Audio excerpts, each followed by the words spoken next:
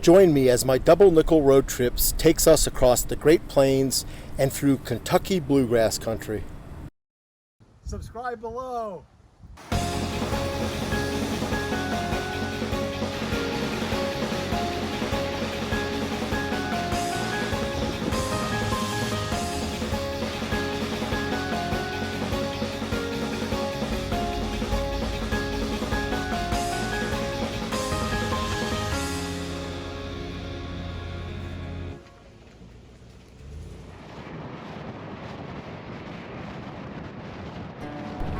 I find it remarkable that just yesterday, Lexi and I were driving through the snow-capped peaks of the San Juan Mountains near Telluride, Colorado. And now, just a couple dozen hours later, we find ourselves rolling across the Great Plains. The 600-mile trek from Denver to Kansas City is flat and monotonous. But this is the breadbasket of America. And the amber waves of grain present a certain type of beauty in and of itself, the beauty of abundance.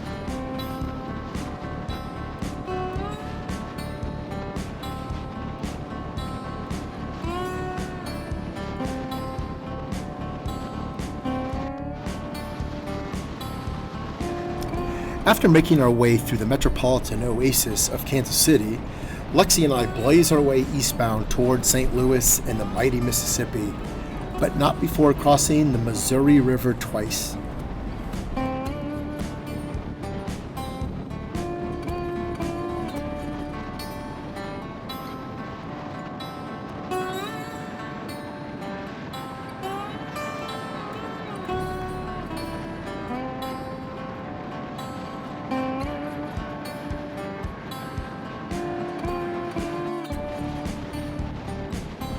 After hours of rolling through rural America, entering the metro area of St. Louis seemed a little bit shocking.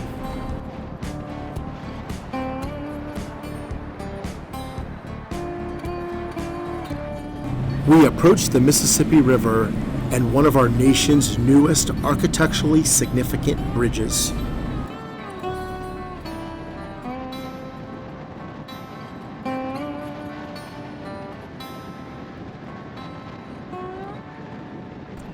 Lexi and I cross the mighty Mississippi, and as the gateway arch fades towards the setting sun, we spend the next 3 hours making our way eastward towards our final destination.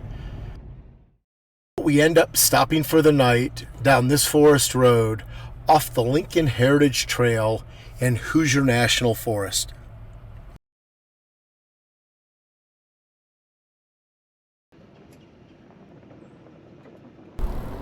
It doesn't matter what region of the country Lexi and I find ourselves, we always seem to find a road off the beaten path to enjoy. Today was no different as we make our way out of Hoosier National Forest.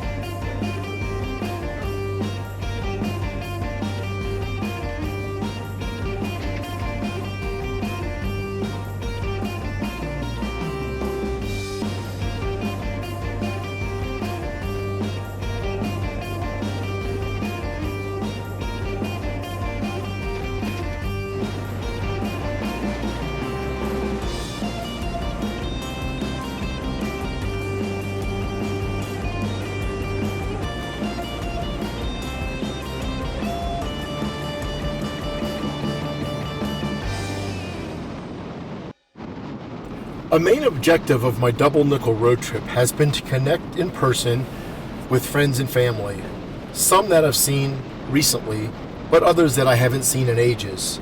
Today, in a Lexington, Kentucky Starbucks, I will meet with someone I have not seen in over 3 decades. Check out this story.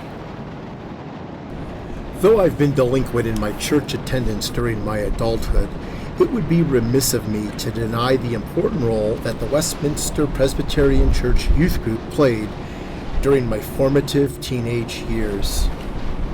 Through the youth group, I formed some of the closest friendships of my youth.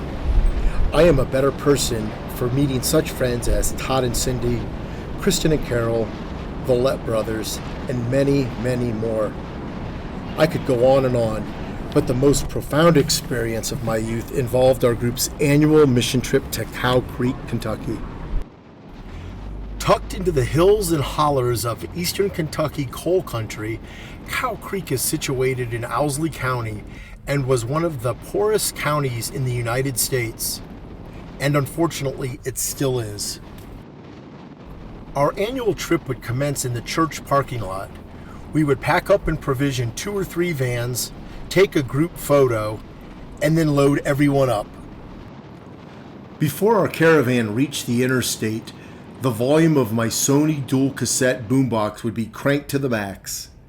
We sang in unison the entire 6-hour journey as we swapped out Journey, Genesis, and AC/DC cassette tapes. During our week in Kentucky, we were tasked with all sorts of hard but necessary work.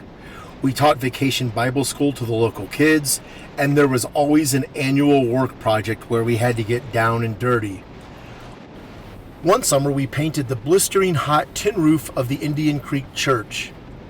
Jenny Baldwin cut her leg on the roof's rusty, jagged edge, and she had to be shipped miles away to get sewn up. It wasn't all hard work, though. We had shitloads of fun, and I'm talking about the type of fun that kids just can't have today. Like every day after we completed our work assignments, nearly all of us would jump into the bed of the Reverend Joe Palace's pickup. As we exited the church parking lot, Joe would step on the gas, kicking up dirt and gravel as he whipped the truck onto the dusty highway. He would truck us at 50 miles an hour to a swimming hole several miles down the highway on the banks of the Kentucky River's South Fork. On the river's edge stood a majestic sycamore tree. From one of her sturdy limbs dangled a rope over the turbulent flow. We could have easily been the subject of a 1980s Mountain Dew commercial as we each waited our turn to grasp the rope and with a running start propel our bodies over the bank, cannonballing and belly smacking and diving headfirst into the murky waters. And like all situations where teenagers get together for more than a day, little infatuations and romances seem to pop up. At Cow Creek, there was Todd and Wilma, Christian and Greg, Cindy and Freddie, and, well, me and Greta. You see, Greta was one of my first genuine crushes, and we have not seen each other since Michael Jackson, Madonna, and Prince ruled the airwaves. In fact, the last time we saw each other, in July of 1985, we had this photo taken. Check out those parachute pants I bought at Chess King.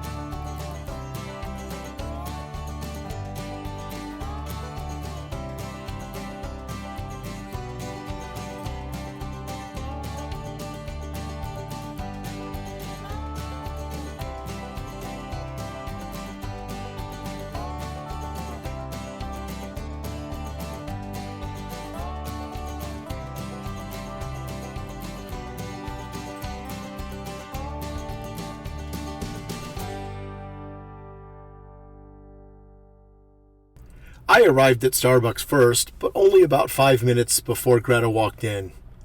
Of course, she looked marvelous, and her radiant green eyes hadn't changed a bit.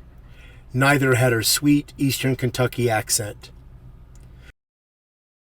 Though Greta and I have touched base over the years, by talking to her in person, I got to learn so much more about her and her family. She told me all about her husband Rusty and how they met, and also about their daughter Emily, who is now attending the University of Kentucky. We reminisced about those hot summer days in the 1980s, like going and getting peanut butter and chocolate milkshakes at Spencer's after Vacation Bible School. We talked about the competitions and exchanges between the Akron kids and the Cow Creek kids, like our annual softball game. We laughed like little kids when I reminded her of the one summer Andy Lepp and I performed a breakdancing routine to a Run DMC rap. And of course, a couple of the Cow Creekers snapped back clogging to Kentucky Bluegrass. Experiences like these and the memories that they invoke are the reasons that the 6 summers I went to Cow Creek are some of the most important in my life. Before we said our final goodbyes, we decided that we just had to recreate that picture we took 36 years ago. Not bad for a couple 50-somethings, if I must say so myself. After we said our goodbyes, I decided that I would take a detour through Owsley County on the way to Roanoke. I'm really glad I did.